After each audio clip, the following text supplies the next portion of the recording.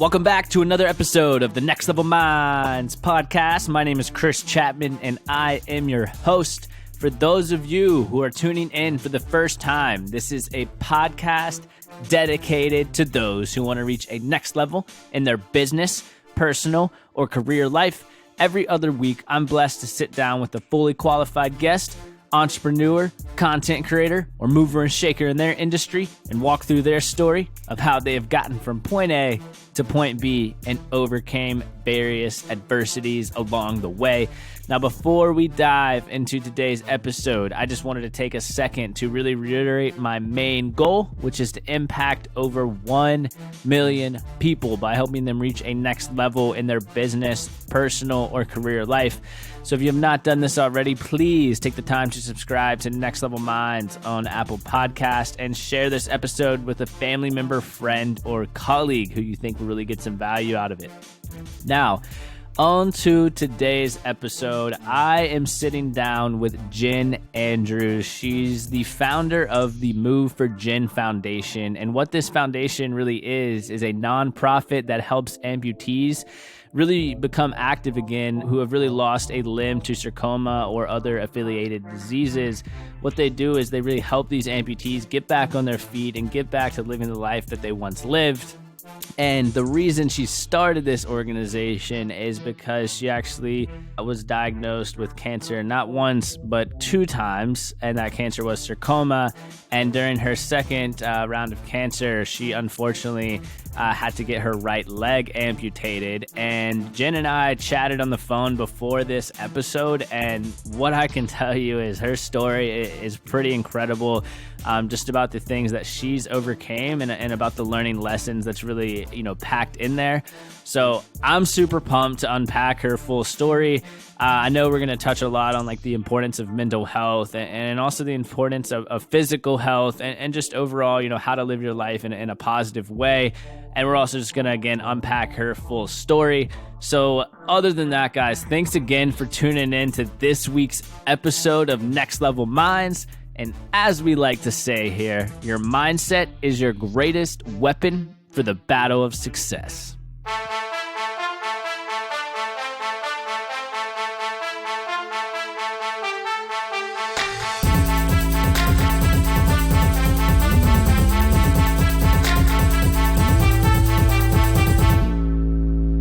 Jenn, thank you so much for taking the time to be on the Next Level Minds podcast. Really appreciate it. Yeah, thank you for having me. Yeah, of course. How is your, Wednesday that we're recording? How's your Wednesday treating you so far? It's good. Just staying busy. We just, wrapped up our biggest fundraiser event of the year about 2 weeks ago. And so we're still winding down from that, but I'm doing well. Yeah, just trying to finish 2020 strong like the rest of us, right? Exactly. Yeah, for sure. So before we dive into your story, I wanted you to take the chance just to highlight, your organization, Move for Jenn, and also I know you mentioned that you're in the process of getting your book published. So I would love if you could just kind of take the reign and let the listeners know just about Move for Jenn and also your upcoming book coming out as well.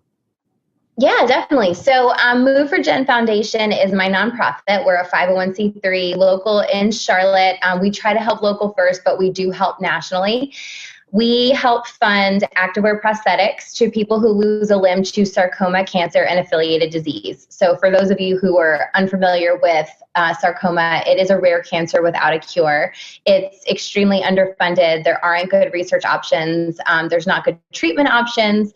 And unfortunately, for a lot of people, depending on the subtype that they have, it ends in amputation. And I learned very quickly, being an active person, that activewear prosthetics are not covered by insurance. They don't make one prosthetic that does everything. So if you want to run, you need a special running blade. If you want to swim, you need a waterproof leg. If you want to ski and snowboard, you need a specific prosthetic for those sports. And so we kind of come in and help bridge the gap between what the active amputee needs and what insurance doesn't cover but should. I like that you guys cover that gap. I mean, you obviously saw that problem that's in the market. Whether you're in a nonprofit or a for-profit company, I think that's super important. And it definitely sounds like that needs there, especially for those active people out there like yourself. Yeah, absolutely. For me, when I remember sitting down in my initial prosthetic appointments after I lost my own leg to sarcoma, and we'll get more into that later. But I remember I was a health and wellness coach prior, and I was so anxious to run again. It was just, I had to do it. And so I remember talking with them, and I said, okay, well, we already talked about my regular walking foot, so let's talk about running blades. And they looked at me and they said, well, running's extra. And I said, okay, well, what does that mean? And they said, well, running is 100% out of pocket if you want a running blade. And it is going to be anywhere between $5,000 and $50,000 for that prosthetic. And that prosthetic will last you between 3 and 5 years, and then it will need to be replaced. So it got me thinking. I remember leaving that appointment, and thankfully, and I'm so fortunate that I'm not somebody who is swimming in medical debt. I don't have medical debt, but there are so many families, unfortunately, who do suffer financially when cancer happens. And so it really got me thinking about all the people who weren't being active because of the financial burden. And so that killed me, especially thinking about all the kids out there. For those of you who don't know, sarcoma makes up between 15 and 20% of all pediatric cancers. And so it definitely is a problem when it comes to pediatrics. And, I'm a mom, and I can't imagine telling my child they can't run because I couldn't afford it. That killed me. And as an adult, I can't imagine not taking my dog on a run or just doing what I want to do. So that's kind of why we launched what we launched. Yeah. And speaking of dogs, before we recorded, you said you just got a new puppy. So definitely got to take that dog out. Yes, for sure. We've been out a lot with her. No, definitely. Well, you touched on it a little bit. I know when we chatted prior to the episode, you mentioned that you beat sarcoma not once, but actually twice. So I know within that itself, there's obviously a story there. So I would love if you could just kind of let the listeners know your background a little bit. I know you have moved for Jenn, but with all that, I know there's like an incredible story behind all that. So. Yeah. So I guess before I launched a nonprofit, I had 8 years of insurance under my belt. So I worked in the insurance industry. I did group insurance, which is insurance for companies. And then after 8 years of that, I decided to become more entrepreneurial, and I became a health and wellness coach and started working for myself. I loved just helping people. Wellness was really important to me. Being active was really important to me, nutrition, all those things. And then after I kind of made that transition, I was diagnosed with a rare form of sarcoma. So the kind that I had was so rare.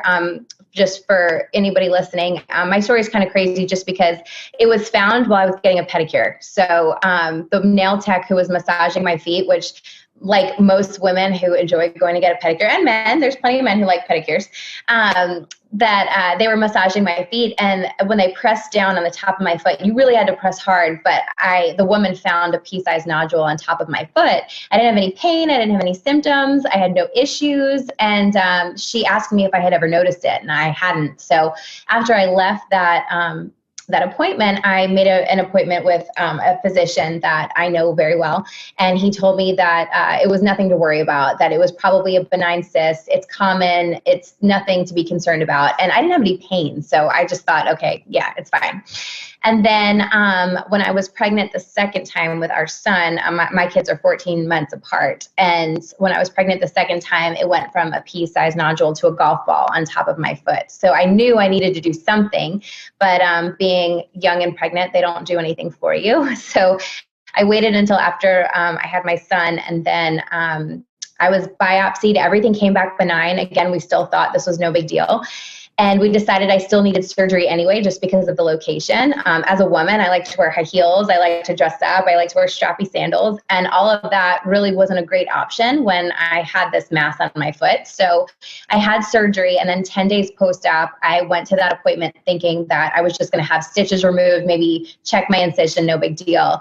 And I was blindsided to find that I had a rare form of sarcoma. So the tricky part about my cancer was that when they biopsied me every which way, everything came back benign. And most of my tumor was benign, but the bottom layer that attached to my foot is where all the cancer cells were. So that's why we didn't catch it until after the surgery.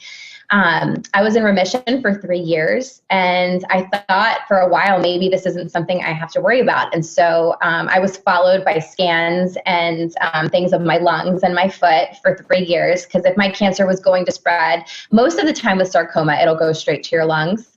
And so at my 3-year appointment, I went in, again, I had no symptoms, I had no pain, I had no issues. And I found out after my scans at my 3-year mark that it came back as a 3-millimeter layer over my entire right foot. So there was nothing I could do to salvage the situation. And if I wanted to rid myself of cancer and have the best chance at a cancer-free life, I was going to have to amputate my right foot. Wow. So it's heavy. It's a lot. Yeah, there is a lot to unpack there. So going back, I guess, before we get into, what it was like dealing with that first diagnosis and then later dealing with having to, amputate your right foot. You did mention that you were doing some insurance work, and then you went into the health and wellness side of things, just entrepreneurial. I mean, I was just curious. I mean, what made you kind of make that jump, especially to that health and wellness side of things? So it's actually kind of a funny story. I was in insurance for 8 years, and I worked for a really incredible company, actually Lincoln Financial Group. I worked with them for a while, and now they are the title sponsor of many of our events, which is amazing. That's cool. Yeah, it is very cool, and it's really fun to get to work with that office in a whole new capacity. And not that I'm going on this tangent, but also the man who runs their office locally in Charlotte, Ryan Hawley, he's also on my board of directors now. So it's funny how everything kind of comes back full circle. But when I left Lincoln Financial Group, I went to go work for another insurance company that was an established insurance company. I won't name which company this was, but it was an established company that was just starting out a group insurance division. And so it was almost like having this entrepreneurial opportunity in a well-established company, which was very cool to start. But unfortunately, the way that things kind of played out, the decisions being made on how to build and run that business were being made by people that didn't necessarily have a background in group insurance. And so things kind of ended up going south, and a lot of people left. And for me, I was getting ready to have a child, so I wasn't in a position to leave. And so they ended up, because they weren't doing as well as they wanted to be doing, they ended up doing a reorg and a restructure. And so they eliminated many regions, and mine happened to be one of them 5 days before I was scheduled to have a baby. So yeah, it's a lot. And so when that happened, then I had my second child, and then I was diagnosed with cancer. And during that whole process is when I kind of decided, let me see what I can do on my own. And so I kind of gave myself benchmarks, and I said, okay, I'm going to hit this goal and take on this many clients, and I'm going to make X amount of money by this date. And if I do, I'm going to keep going. And if I don't, then I'm going to go back and find another insurance job. And every benchmark that I set for myself, I hit. So I just kept going. And it got to a point where I didn't need to go back and find something else, because I was able to sustain on my own. That's crazy. Like 5 days before your pregnancy, then that happened with the reorg? Yeah, it was really bad timing. Oh my God, yeah. Unfortunately for them, then they got stuck with all my cancer claims after, but it's kind of karma, I guess, for them. I don't know. But yeah, it was an interesting time for sure. But we all go through things, and timing is not always, in our favor. And I've definitely learned that over the last few years. But one thing that I'm very big on now, and I've done so much self-development for myself on how to handle yourself and process hard things. And, you can't always control what happens to you, but you can control your response. And so, I don't let myself dwell in the situation. I allow myself to have feelings and get it out, and then I move forward. And I say to myself, how can I change the situation? So, while most people don't lose a job the week before you're having a baby and get diagnosed with cancer after your child is 8 weeks, and 3 years later losing a leg. It's all, and I say it and it sounds so ridiculous just because of the series of events, but you can control how you feel about it, and you can control how you react to it. And I'm not somebody who sits and dwells in my situation. And now I've kept the entrepreneurial side, but now I use it in a whole new capacity. And I'm no longer a health and wellness coach, but I'm very much wellness focused, and I help other people. So it's almost like everything just happened the way it was supposed to happen. Yeah, no, for sure. I think that's really cool that you mentioned just the importance of like that you're in control. That's something that I really try to remind myself a lot when things go south. It's like, hey, you're in control of your attitude, you're in control of your behavior. And I think sometimes as human beings, just with so many different like macroeconomic things that are happening right now that are affecting you, I think it's hard to realize that sometimes. So I totally agree. I think too, even just comparing it to the pandemic, I found myself where I almost feel like I've been seasoned to be able to handle a situation like this because I've been through worse than this for me personally, not globally. But, so I feel like I know how my emotions kind of flow, and I know how to handle it. And I know how to recognize what I need emotionally and physically to make myself, I guess, thrive and move forward. And so, yeah, to your point, it's just one of those things. I think for me, when I was going through all of my hard times, there were so many things that I couldn't control. So I had to grasp at anything that I could. And these are just all things that you can. And the great part about it is, even though obviously I had to learn a really hard way, you apply all these things no matter what situation you're in. I mean, if you're going through a hard time, or you're going through a job loss or a sickness or a sick family member or a relationship problem or a breakup or a divorce, whatever the situation is, the emotions are all the same. And you still go through, the shock, the grief, the pulling yourself up, the moving forward. And so all of that applies for everything. yeah, no, I like that a lot. And what's interesting too is I don't know if you feel this way, but sometimes when something bad happens, you're like, this is the worst thing ever. And then, a year later, something else bad's happened. You're like, this is the worst thing ever. So yes, for sure. Yeah. So something that you mentioned when you were like kind of making that jump to the entrepreneurial route was you kind of like reverse engineered your goals, and you're like, okay, if I don't get this amount here or this amount here, then I'm going to go back to the insurance route. Have you always been like very motivated and goal driven like that, or where did that come from? I think so. I mean, I always think about even when I was in insurance, whenever I, got good in my role and then I wanted more, I was always looking for more. Like I always wanted to do more. And so once I kind of, excelled in my one area, I was ready to keep taking on more and taking on more. And that's the only reason why I ended up switching companies, is because there weren't any openings for me to take on anymore where I loved, where I once was. And so I think for me, that's just always been something that's just been inside me. Yeah, I love that. How can people, it sounds like you have some self-awareness too when, you started that organization and realized like, hey, I'm gonna make this jump and try this out. Like how do you think people can start to develop more, I guess, self-awareness based on situations that are happening to them? I think a lot of it is just kind of knowing who you are, like knowing what your strengths are, knowing what your weaknesses are, knowing where you need to push yourself. I think it's also recognizing your emotional patterns of, okay, I did well at this, I'm going to keep going. And maybe I didn't do so good at this, but instead of quitting, I'm going to push myself and I'm going to try a different way this time. And I think just recognizing patterns within yourself is key. Yeah, I love that too, because I think finding that clarity on like, all right, I'm good at point A, I'm good at point B, I'm good at point C, but I'm horrible at doing, object D. Because that way you can kind of go all in on your strengths and drop things that you're not good at. Mm-hmm, exactly. Yeah, for sure. So so you got your nails done. You said you got a pedicure, correct? Yeah. And I assume you didn't go there expecting to hear some of the news that you did shortly after that. So what was that like? Just kind of that initial reaction of getting that unfortunate news about the cancer there.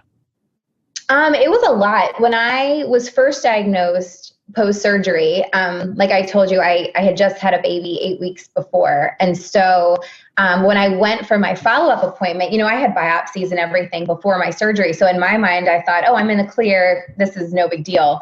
And when I went for my follow-up after my surgery, I had my 17-month-old and my 3-month-old with me, thinking that, I'm just going to have my incision checked And so to walk into an appointment like that with pretty much 2 babies, and I mean, it was just, it was a lot. I was shocked. I remember when he first said sarcoma, I had never even heard of sarcoma. So I didn't know that sarcoma was cancer just because it was never part of my world. Obviously, I know people, and I knew people who have had cancer, but it was never called sarcoma. So I was very unaware.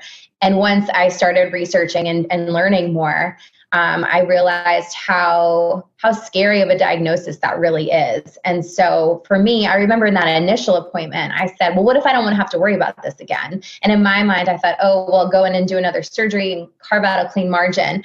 But unfortunately, when it's your foot or your hand, there's nothing else you can really take. You know, he explained it to me in that first appointment.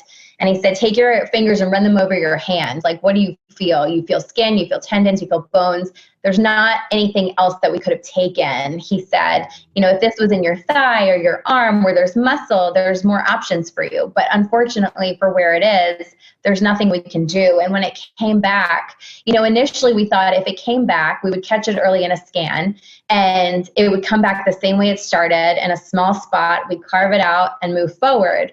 But unfortunately for me, when it came back in a 3-millimeter layer over my entire foot, there was nothing I could do to save that. And being young and healthy otherwise and active, and I have 2 young kids, I'm married and I have a family, and even if I wasn't married and didn't have a family and didn't have kids, I mean, I'm young. So having cancer take my life wasn't an option if I could control it. And so even though I didn't like that option of having an amputation, I didn't want to not be here. And so that trumped everything. I've kind of a random question with that too. Like, sounds like you have so much going on, like even now, but especially when all that was happening, and you mentioned like, you know, you had your husband and your 2 kids, like with all that going on, how did you kind of remain present when you were being with them? So, it's a good question. Yeah, it's a good question because I like struggle a lot with being present when I have bad things happen to me or even just like stressful times. So that's kind of a selfish just question that I want to kind of learn from. So no, I think learning to, for me, I think learning to cope with your emotions and cope is really the best word I can give you. It's, you know, like I said, I'm not somebody who internalizes. I can't internalize. I'm so talkative, and I'm so just, I don't want to say I like word vomit, but I just I need to let it out. And so I allow myself to kind of let out when I need to let out. I allow myself to grieve in the moment that I need to, or be frustrated or be upset. But the key is to not let yourself sit in that emotion too long. And so there's a fine line with letting yourself feel and letting it swallow you. And I never let it swallow me. And so for me, I have made a point, and I've kind of taught myself this over the years, is when I'm going through something hard, I don't allow myself to look at the whole situation. I have it compartmentalized into sections. So maybe I know I have an appointment coming up. I only allow myself to focus on that one appointment. And when I'm done, I cross it off my list and I move forward to the next thing. And it's the only way for me, really, especially in a medical situation like that, to be able to process everything that's happening without being completely overwhelmed. It's hard. And as far as being present goes, I mean, I know for me, I'm like a very outgoing, talkative, happy person in my normal stature. And when I was going through all of my my cancer diagnosis and especially my amputation, I became this very quiet, recluse version of myself, which is not who I am at all.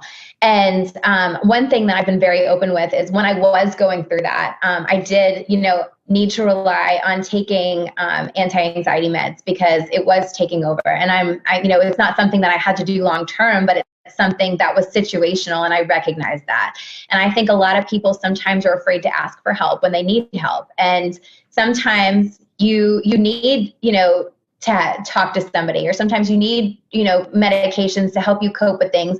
And I'm not suggesting anybody take anything that they really, truly don't need. And I'm definitely not telling anybody that they should rely on medication, but there are times when it's necessary. And I've been very open with that because I feel like mental health, especially this year over any other year, it's just so valid. And I've always just been really open with that. Yeah. And to your point about mental health, like even right now with unfortunately these lockdowns happening and people just staying inside all day, I mean, I think depression's risen by 42% or some, significant number like that. Yeah, I know. It's hard. One thing I've learned over the years, and this goes hand in hand too with the mission of our foundation, but how much movement affects your mood. And so, making sure to do something for yourself every day. I mean, if you're not someone who loves to run, then go on a walk, but just get the fresh air and get your body moving. Or if you're someone who does like to run, like set those times and time block that for yourself. And then, if you're someone who likes a group fitness class, obviously, some people feel comfortable in that atmosphere right now. Some people, like I love group fitness, but right now I'm not comfortable enough to go into a class. And I do it from my living room, and I love it. It's not the same as working out with my group of people that I normally would, but it's still giving me that sense of release that I need to keep a clear head. Yeah, I love the group classes as well because it's like you're slacking off a little bit, and you have 10 other people pushing you forward to keep going. So yes, totally. Yeah, to your point about the exercise, like that is so true because I feel like sometimes people think like, oh, mental health is just reading and journaling, and then, I'll figure out the exercise stuff later. But I've learned through a lot of like my experience that the physical health and mental health both play hand in hand. Like I know in November, I just did a challenge for myself. And one of those challenges was working out every day. Not every day was I going to the gym for an hour, but even a 10-minute run on like a Saturday. And it's like at the end of November, I mean, I felt great because I was just so physical and active the whole time. So what are your thoughts on all that? I completely agree with you 100%. I think that they go very much hand in hand. So to your point, even like during my hardest days, I remember going out and I might be walking into a class crying because I'm stressed out about something on the outside world. But when I would leave that class, I always felt better. And so I 100%, there is a direct correlation between exercise and mindset. And to me, that to me is the best form of medicine you can do for yourself for so many different reasons. And a lot of times just doing that will alleviate your need for other medications. Again, there are situations where all of the above are valid. And I agree with what you're saying earlier too about journaling and writing. That was also something that I found very helpful. When you're going through something like I went through, a lot of people are constantly asking you for updates on what's going on. And so to me, I took to blogging because it was an easy way for me just to put it out there once. And then everybody who cared to read it could read it. And I wasn't having to repeat myself. And that emotionally helped me. But even just journaling and writing and just getting your emotions out, whatever that looks like for you, I think that also is just so important. And I don't think people realize how much sometimes you just need to let it out in different capacities. Maybe you're talking to a friend, maybe you're writing it out, maybe you're running it out, whatever the situation is. But sometimes you need all of those outlets. Yeah, sometimes it's so bad you need all of them at once. It's true. It's in there. Yeah, that's so cool. By the way, that you started a blog. Like I didn't even think about all the texts and calls and emails of like, hey, are you okay? What's going on? Like, what made you think of that? I think initially when I kept having to repeat myself the first couple weeks, it was so hard. Like I remember especially, when I was first diagnosed, I sent out like an email blast for whoever needed to really know because I just couldn't repeat it because I was so emotional. And then when it came back, obviously all of the people who were so important to me knew my scans were coming. So people, when they didn't hear from me right away, were like, oh, well, what were the results? And having to repeat that was so emotionally tolling that I almost got to the point where I just couldn't physically talk about it anymore. And so for me, if I wrote it out once, I got all my emotion out, and then I didn't have to repeat it to my grandma and my uncle and my best friend and my mom and my whoever. I just put it out there once, and then my friends, like everybody could just read it. And it took the pressure off me having to repeat myself so many times, and it just made it easier. And then also it kind of ended up snowballing because I ended up helping people that I didn't even know needed to be helped. And so that was the really cool part about it. Wow. I didn't even think about that either. Of like random people maybe that you don't even know started probably reading it or something. Yeah. So when all my stuff happened the week before my surgery, and at this point I had already been blogging it out for 3 months because I was diagnosed again in January and then I had my surgery in March. But the week before my surgery, I felt compelled to do this Facebook Live, and it really was supposed to go out to my friends and family and my clients of my health and wellness business. And I pretty much just went on there and I requested everybody to get out and exercise in their favorite way on my surgery day because I would be unable, and to appreciate that mobility and movement is a gift and that not everybody has the privilege. And that video ended up going viral, and I want to say it has like almost 90,000 views now. Wow. And yeah, it's kind of crazy. So when I woke up from surgery, the first thing my husband says to me is like, get your phone. And I was sitting there, I'm so drugged. And I'm like, I haven't even looked down yet. I haven't even seen my missing leg. Like I'm still on so much medicine. Cause for anybody who's ever been put out in surgery, you wake up, you're so groggy. Oh yeah, you're out of it. Yeah, you're out of it. You're just not, yeah. And he's like, get your phone. And I'm like, can I just he said, get your phone. So I got my phone, and I had hundreds and hundreds of messages from people all over who had seen my Facebook Live and felt touched emotionally and felt compelled to get out and move. So there were dance classes of like little girls holding up Move for Jenn signs. There were all these people out running that day from like all over the United States. I had people, like someone in England read it. I had people in New Zealand. I had someone in Australia. It was so cool. And so it almost unintentionally created this movement. And I got these messages, like the ones that got me the most were people who dealt with like hardcore depression. And I had people who wrote to me that they hadn't gotten off the couch in 2 years, and they watched my video and took their dog on a walk, and it was the best they had felt emotionally in as long as they could remember. And so that impact was huge.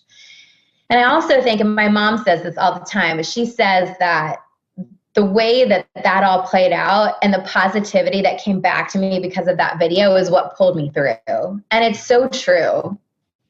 Wow. I that's like so crazy to unpack this story right now, because I feel like if I would have got all those messages after just making a Facebook Live, I mean, I would have probably started like tearing up right there in the hospital after seeing all that. It was a lot, but it's funny because after I got home, because I did read it all, and I tried so hard to reply to every message that I could. But when I got home, I remember once I wasn't as medicated, because if you go home having a surgery like I had, you go home very medicated because it's pain control. And it's a lot. But once I was able to come off of all that, I sat in bed one night and I reread every single message that was sent to me. And I sat in bed and just cried and cried, because it was so touching how so many people who didn't know me just felt so touched and so compelled to reach out and kind of spread the love and spread positivity. And especially, during a time like this where feels like our country is so divided, we're all isolated because of a pandemic, there's just so many political things going on, that it just reminds you that people are good. And there's so many good people out there, and there's so many people with big hearts that remember that it doesn't matter what your view is on this or what your view is on that, we're all human. And so it almost like I wrote this in so many posts like throughout that year, that, going through what I went through and having the response that I did from all of these people just really restores your faith in humanity. Yeah. I bet that's interesting you bring that up, because it's like hard just looking at external things, and it's like, this is super weird, but if you're an alien just looking at Earth right now, you're probably just think like, oh, all humans are evil, but no, they're really not. Like all humans are good. Yeah. Like, so I think that's cool. Mm-hmm. Yes, I agree. And so with the messages that you were getting, remind me, was that before Move for Jenn officially kicked off, or was that kind of what like sparked your nonprofit? That's kind of what sparked the nonprofit. So it kind of, during that Facebook Live, and I was requesting things, a friend of mine who I met through my health and wellness business, she said, you need a hashtag. Like she commented on the video. She was like, you need a hashtag. It should be hashtag move for Jenn. And then that took off. And then all of a sudden that became like a thing. And so I thought, okay. And then once I quickly learned that, prosthetics weren't covered. And I knew I wanted a running blade and I knew I wanted to run again. So for me, again, with the benchmarks and the goals, I set 2 goals for myself after my surgery. So I lost my leg in March. I wanted to walk unassisted without crutches by May, which was my birthday. So I was able to do that 8 weeks post-op, which was really good, like no crutches, just walking. And then I wanted to run a 5K by the end of the year. And I was able to do that without stopping 6.5 months post-op.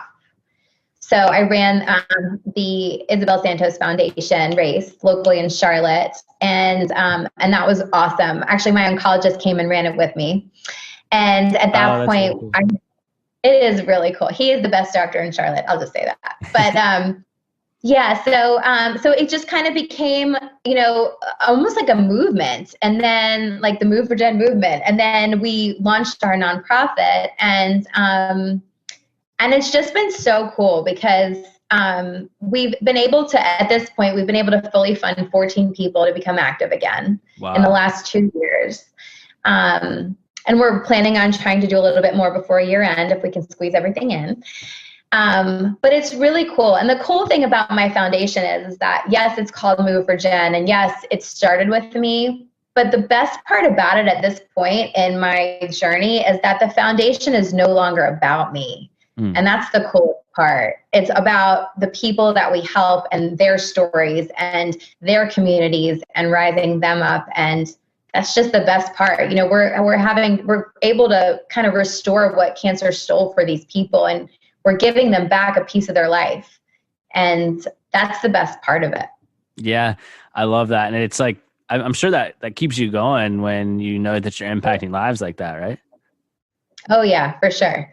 Some of the responses that we have gotten, it fuels me like nothing else. And when you give somebody back their mobility, it is unlike anything you've ever experienced before. And, for us as a nonprofit, it's always important to me to show people where their money goes. And I've said that from day one. I mean, you can donate to a nonprofit all day and you might be told where it goes, but when you get to be in the emotion of that, it's completely different. And so our big fundraising event is a 5K race. Last year, it was our inaugural event in person in Charlotte. And we gave 2 surprise grants at the race so people could be there and experience firsthand what it's like to be in that moment. And it was so raw and real and emotional. And I think it just connected people so much because you can pay $30 and sign up for a race. But what does that really mean? And so when you get 1,000 people who come together and pay $30 for a race, you can do really big things. And so we were able to do really great things. And I think that was really, really well received. Yeah. And that grant money was used to purchase prosthetics or? Yeah. So we have purchased anything from running blades to waterproof legs to cycling knees and specialized seated sockets. We've done racing wheelchairs, and our latest grant that we just gave 2 weeks ago at our virtual race was for this awesome snowboarding and skiing prosthetic that is so cool. Like when she sent in the request, it's amazing. And it excites me so much. And I'll be honest, that grant that we gave 2 weeks ago at the race was probably about 3 times the cost of what we normally spend, maybe even almost 4 times, because it was such a specialized product that she needed. But once I talked to her on the phone for the first few interviews, I knew that she was going to use what we were going to give her. And there's such a difference between funding somebody who's going to casually use something and then somebody who's going to take the tools and just go for it. And she is definitely one of those people. And if you are on Facebook or Instagram or on LinkedIn, I shared the interview with her from our race when we told her it was supposed to be like a sarcoma story where we highlight her story, which we did. But then at the end is when we surprised her and gave her the grant, and her emotion was just so genuine. And it was just such a cool moment. Yeah. You could just tell she was so excited about it, huh? Yeah, it was awesome. So it's really exciting and fun when you know that you're changing someone's life. You're not just giving them something to use here and there. Like when it really truly changes their life is what it's all about. And so that fuels me. And then I just am ready to go again and raise more money and give people more feet. Yeah.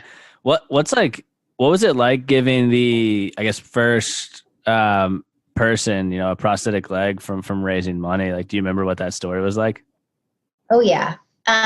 It was good. So I remember it was the end of 2018 and my husband and I were in the car driving to, where would we go? We're going to Asheville for the weekend. And I was like, we need to end the year great. Like we need to give our first grant, like before the end of the year, like let's end it. And he was like, let's do it. So I'm like in the car, we're supposed to be having this like fun weekend away. And I'm like, I got to work. Like you drive and when we get there, we'll be done. But like, I just have to make this work. So I'm calling all these prosthetic companies. I'm calling the prosthetic offices. And within an hour, I had lined everything up. And I was so excited. And we ended up surprising this local fireman. He was 21 and he lost his leg to sarcoma and he could no longer run into a fire and help people. He could no longer run and do the training with his team. And so he really wanted a blade to be able to take back some of those things that were lost. And so we arranged for him to come in for like a regular fitting at the prosthetic company, at the office that he went in. And we were waiting with some of our board members. We like decorated the room with streamers and balloons and we had the blade all ready for him. And he walked in and we surprised him and it was awesome. I remember like my heart was pounding, my hands were shaking and I was so excited. It was just such a full circle moment. But once I did it once, I was like, okay, we got to keep doing this. So. Yeah, I'm sure that's kind of like addicting in itself, just like surprising people and helping them out with that. I love surprising people. It's like my favorite, but I feel like at this point, I mean, people probably know it. I don't know. If you've done enough research about me and our foundation, you can probably kind of tell when it's coming and when it's not coming, but maybe not. I try to be as discreet as possible. Yeah, you're like, wait a second, why are they filming me right now? And yeah, it's like the show Undercover Boss. It's like they got to know by now that if they bring in a camera to a new employee, that it's actually the boss of the organization. So. Exactly. Yeah. No, and it's good. And we don't record every grant we give because, for some situations, privacy is necessary. And we might tell you that we gave a grant, but for the situation, like we had a young girl that we helped who had a relapse and she and then her mom dealt with COVID like all at the same time. And so we didn't like go into we didn't put her on film. We just did what we wanted to do as far as helping her and move forward. And there are other cases like that just don't get publicized as much because of the circumstances. But the ones that we do get to share, I just think it's really important because, again, for people who are donating to us, I mean, as an individual who runs a nonprofit, I want, people are taking their hard-earned money and giving it away to help other people. I want them to know where that money goes and see and feel where that money goes. And so that's what I try really hard to do. Yeah, I agree. I love that as well because I've donated to like a few nonprofits in Honduras and like they're great organizations, but it's like I donate, I'm like, okay, like where exactly is this going? So I like that your organization, you can donate money and then you can just like kind of see it pay off in relation to helping other people, which is huge. Yeah, no, that's my favorite part. And I think also it goes to show, like, obviously we have some donors who are like very high donors, but then we also have a lot of people who will donate, $10, $25, $50, $100, whatever that is. But when so many people do it, it adds up so much. And then we're able to do really, really big, cool things. And so I guess that just goes to show no donation is too small. Like it keeps paying it forward. Yeah, no, I agree. So it sounds like you have obviously used a lot of setbacks, especially like 2018, losing your right foot, to actually turn those into setups of helping people grow. Like, what's some advice out there that people that may be dealing with just a tough situation, whatever it may be, that they can turn a setback into not only a setup for themselves, but also maybe to like help other people grow? Yeah, I think, I think we all process different situations differently. I think that sometimes you go through things where you process it and you think like, I never want to deal with that again. I never want to speak it again. I just want to be done. And I respect and understand that. But I think there are other opportunities in unfortunate situations where the circumstances might not be ideal and good, but you could use it to learn and grow as an individual. And then you can take that and say, well, how can I help other people because of my misfortune? And that's kind of where I've taken my journey. Not to say that that's right or wrong. Everybody processes things differently. There are plenty of people that I've met with sarcoma who heal and want to move forward. But, for me, I remember feeling so alone in my situation.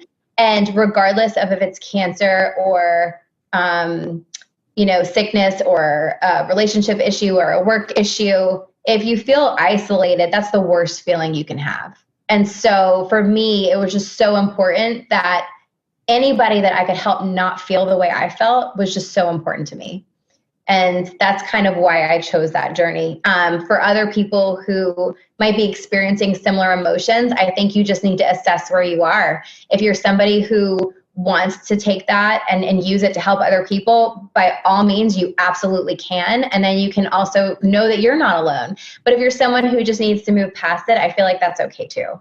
Yeah, I agree. And I think that goes back to the self-awareness piece that you mentioned, like knowing how do you deal with tough situations? Is it bottling it up for a day, then going on like a 6-mile run, or is it bottling it up and then using it to start a nonprofit, like your example, to help people? So I think that just goes back to the importance of self-awareness.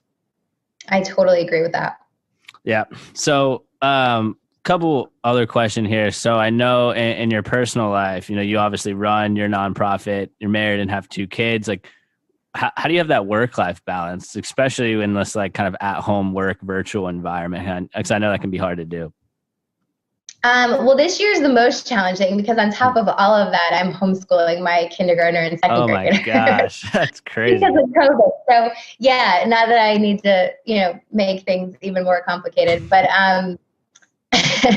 so yeah, I think the biggest takeaway from this year that I've learned is time blocking is key. So I think that if you are somebody who's going to work from home, which many of us are right now, and if you are somebody who, when you're always home, you're working from home, you're living from home, you're doing all these things from home, I really think that time blocking your day is the only way to get through it, and sticking to that. But also time blocking time for you, because if you don't make time for yourself, you just spiral down. And time for yourself could mean, going on a walk. It could mean reading a book. It could mean watching your favorite show. It could mean playing basketball in the driveway, like whatever that looks like to you, or a bubble bath where no one can bother you, whatever that looks like, just taking that segment of time each day for you. And I've caught myself where sometimes I'm so busy and I don't do that and I feel it. And then I remind myself, okay, wake up early, take that class in the living room, or go on a run, or take my dog on a walk. And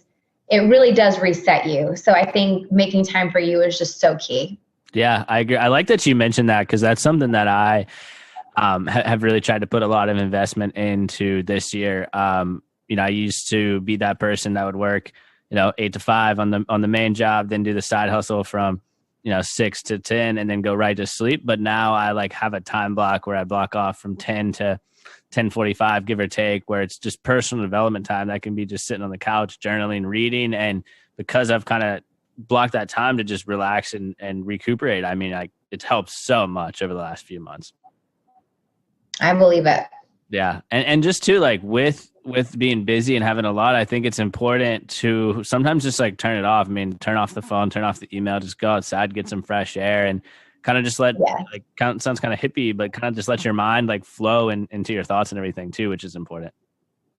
I completely agree with that. I'm somebody who I feel like I probably I know I do. I'm not gonna say I overuse the phone, because I'm constant, like I'm working from my phone, taking personal messages from my phone, and it's just constant. And then obviously computer and just all the screens. And sometimes you just need to shut that off and just reset. And I totally agree with what you're saying. Yeah. The sometimes I get the Sunday screen time, when your iPhone sends you that.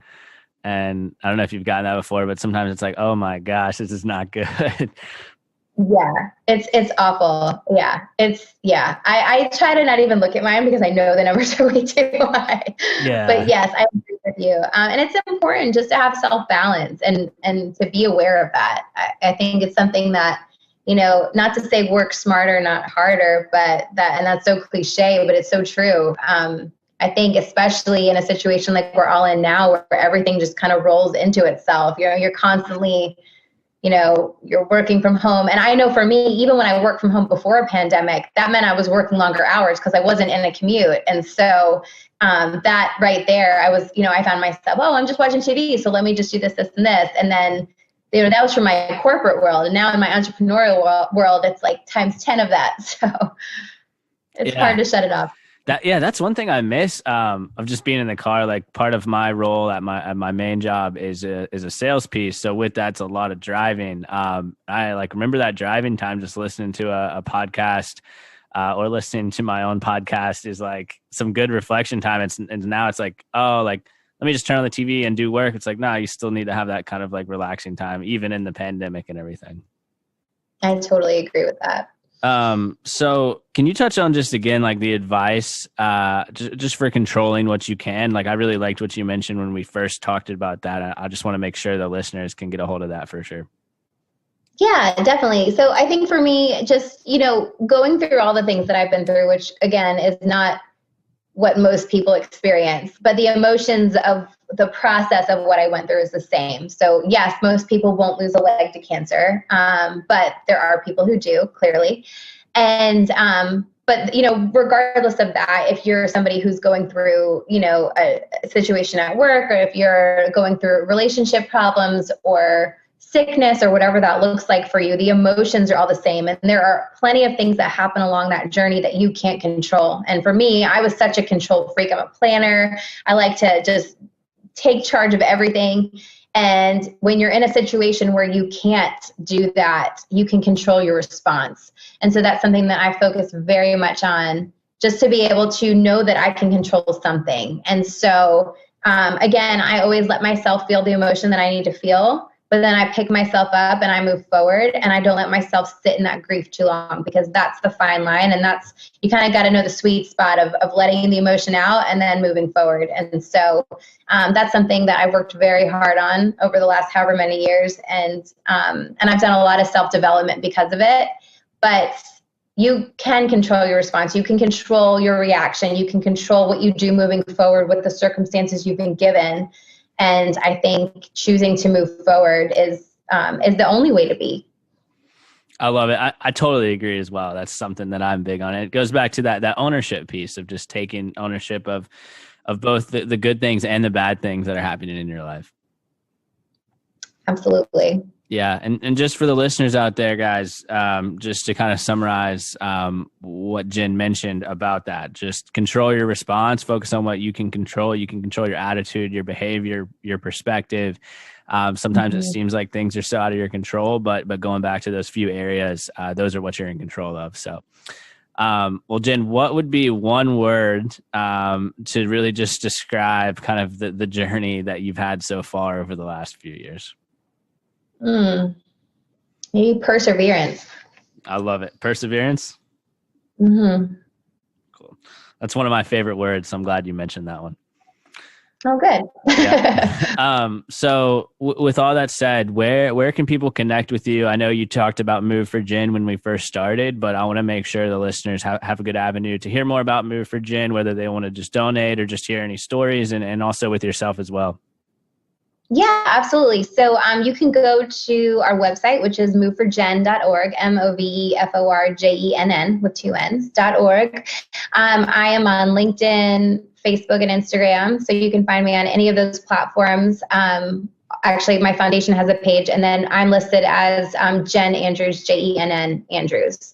So we do, obviously, my personal ones are more about, what's going on with me, but I do highlight a lot of the foundation on there. And if you go, especially with Instagram too, like with our events and things, we post a lot on there about what we're doing. And then obviously on our website, we have lots of good resources for people who want to get involved, for people who are struggling with sarcoma, and all of our events and ways to get involved with us.